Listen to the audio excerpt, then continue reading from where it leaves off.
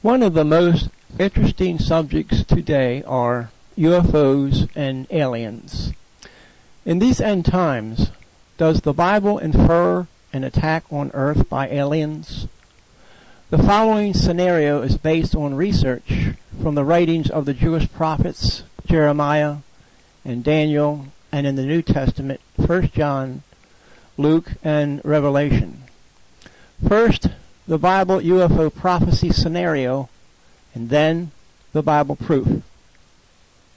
And so, because of the alien threat from outer space, the nations of the world unite under a one-world government leader, the Antichrist, who, having dictatorial powers, gives the order that all alien saucers that violate the Earth's airspace be shot down using the newly developed solid-state high-energy laser weapons.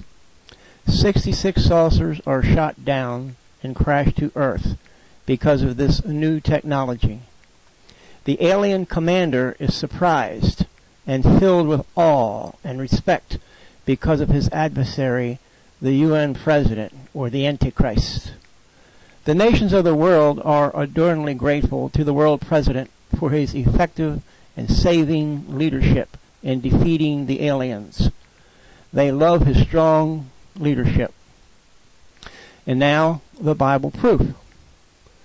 In the King James Version, the book of Daniel, 8th chapter, the 9th and 10th verse, it states, quote, "And out of one of them came forth a little horn," which is the Antichrist, "which waxed exceedingly great toward the south, and toward the east, and toward the pleasant land. And it waxed great, even to the host of heaven. And it cast down some of the host and of the stars to the ground, and stamped upon them. Yea, he magnified himself even to the prince of the host." Unquote. The book of Revelation, 13th chapter, 4th verse, says, quote, "And the world worshipped the beast," which is the Antichrist, saying, "Who is like unto the beast? Who is able to make war with him?" As more truth about UFOs, alien abductions, and UFO crashes come to light through the world's TV and printed media, the cover-up crumbles. Then fear grips the nations of the world. But God gives comfort to Israel concerning the alien threat, as stated in Jeremiah, 10th chapter, 1st and 2nd verses, using the Good News Translation Bible. Quote, "People of Israel, listen to the message that the Lord has for you. He says, do not follow the ways of other nations. Do not be disturbed by unusual sights in the sky, even though other nations are terrified." Unquote.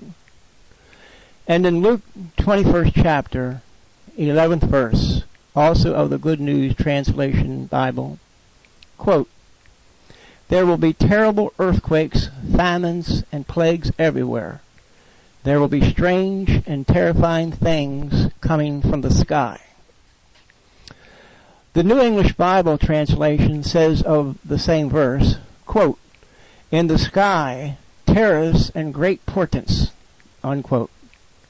The American Standard St. Joseph edition says, quote, "Awesome sights and mighty signs will come from the sky."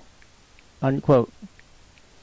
In the King James Version of the Bible, the book of Luke, 21st chapter, 26th verse, says, quote, "Men's hearts failing them for fear, and for looking for those things which are coming on the earth." Unquote. Many UFO researchers have wondered, are the extraterrestrials good or evil? Are they sinners like us?